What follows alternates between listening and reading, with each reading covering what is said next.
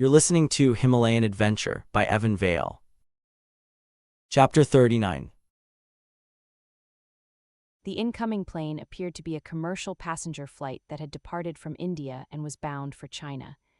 It was a routine flight that occurred several times a day, which took the plane directly over Nepal and, if the weather was fine, afforded the passengers a breathtaking view of the Himalayas. When flying on schedule, the plane was usually in Nepalese airspace for less than an hour. This particular plane carried the expected airline logo on the fuselage. The pilots were experienced, knew the rules of the sky and how to communicate with other planes and air control without arousing suspicions. All of the other details were correct too. Right down to the color of the epaulets on the pilots' shirts and the brand of cigarettes in their pockets.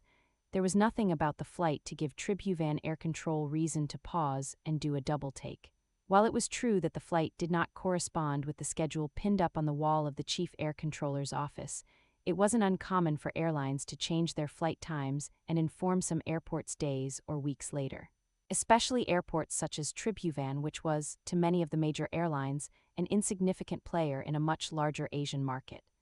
The plane was on the radar not long after it entered Nepalese airspace, but it only came to the junior air controller's attention when the co-pilot radioed in that they were experiencing intermittent problems with one engine. The air controller noted the request to land, and permission was given following a brief consultation with the chief air controller, a chain-smoker with 20 years' experience in the job and no air crashes on his record. The air controller contacted the plane, explaining that several rescue vehicles would be on alert. The co-pilot, a North Korean military pilot specially tasked to this mission, accepted the instructions. Then he switched to a secure channel to the occupants in the body of the plane and switched to his native North Korean dialect at the same time, informing the assault force commander that they were on schedule to land at Tribhuvan in 10 minutes. And there will be a welcoming committee, several emergency vehicles, he added. Behind the small door that led from the pilot's cockpit to the body of the aircraft, 25 elite members of the North Korean military waited, wearing black combat fatigues and heavily armed. Their expressionless faces were smeared with camouflage paint, their weapons rested across their laps or were held rifle stock down against the steel floor. The interior of the plane was not a place of comfort. The standard internal fixtures had been removed to create as much space as possible for soldiers and heavy equipment. The structural supports in the walls stuck out like the ribs of a starving horse. The economy and business class seats had been replaced with a thinly padded bench fixed parallel to the fuselage. 2 tripod-mounted heavy machine guns were tied down in the middle of the aisle. The soldiers sat in stony silence, fingering their weapons. There were no complimentary beverages being served and no in-flight movie. The mission commander was a short, stocky man with weather-beaten skin and a permanently humorless face. He had many years' experience leading teams on missions in which he and every one of his soldiers was expendable. Trained in an isolated military academy from a young age, he was utterly committed to the preservation of North Korea and the destruction of its enemies, of which there were many. Accordingly, provided he managed to stay alive, he enjoyed good job security. He had killed junior soldiers who failed him and sacrificed many more in battle. With a head shaped like an artillery shell, cruel black eyes, and a mouth like a steel trap, he looked like bad news. Turning to face the grim men lining the fuselage walls, he said, "You all heard the report. We're going to have a welcoming committee on the tarmac. They're gonna get a big surprise when we open the door. This changes nothing. I continue to expect us to overwhelm the airport's security forces within minutes of our arrival. Squads 1, 2, and 3 will proceed as planned. Squad 4 will handle the emergency vehicles and any security staff." "Understood, yes, sir," yelled the soldiers.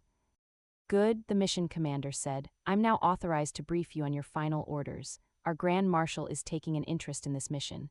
He has personally instructed that the commando codenamed GX-3, otherwise known as Flat Top, is to be captured or killed once we have acquired the package. In the event he is killed, his body is to be burned." "The package, sir?" asked one soldier. The mission commander cleared his throat and carefully said, "The creature, you know, the, yeti." A smirk played across the curious soldier's face. The commander eyeballed him angrily and looked like he was going to burst a blood vessel. "If the Grand Marshal says there is a yeti waiting for us at the airport," he howled, "then there is a yeti waiting for us at the airport. Is that understood?" The smirk disappeared from the soldier's face. Yes, sir, he responded immediately. The commander settled back in his seat. Our mission will not be complete until we have collected the package and captured or killed Flat Top, he explained. That is not an optional extra, and let me assure you all that failure will not be tolerated. I will personally carry out the Grand Marshal's order, assuming I am physically able to do so. If I cannot carry out the order, the responsibility lies with each man here. Is that understood? Yes, sir, the soldiers replied in unison. The commander nodded and continued. Intelligence reports indicate that Flat Top's team members codenamed GX1 and 2, known as Mohawk and Maine, will not be at the airport.